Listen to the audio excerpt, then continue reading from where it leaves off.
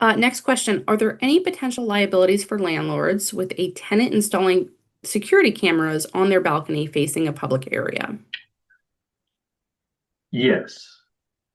This question goes two different ways, and it comes to my desk in two different ways, is probably the way that I should frame this is, can a landlord put up cameras that observe a public area? And what are the limitations on that? So we'll call that one question. Then we'll flip that question to be tenant. And the question is very similar for a tenant is, can a tenant put up a camera? And what are the limitations on where they can record?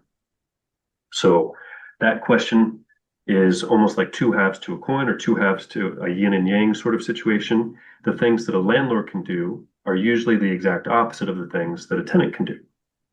So a landlord who places a camera up can only record public areas, places that are common areas, common to all tenants, and are not specific to a leased premises or anything that's been defined as a leased premises specifically and absolutely including the living areas. And so if there's a mud room, but it's behind a secured door, don't record that. If there's an entryway hallway that is accessible by all tenants, that can be recorded.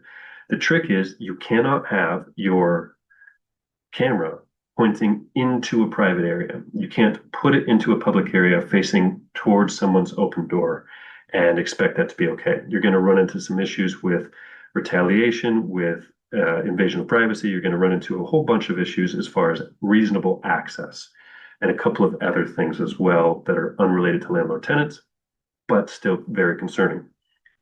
On the tenant side, they can record the exact opposite, but only specific to their area and restricted by their rules on placing fixtures.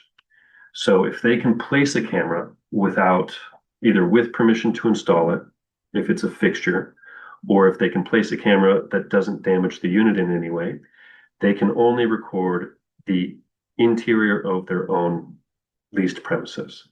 And that might be something where they can record their doorway, or they can have a ring camera, certain things like that. Those are going to be okay, but they should not be.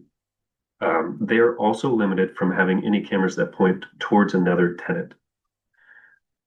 So normally the way that you would view this is whether or not a tenant's activity is going to unreasonably disturb a neighbor's peaceful enjoyment of the premises. So if it's in a common area where there's no expectation of privacy, there can be a camera. If there's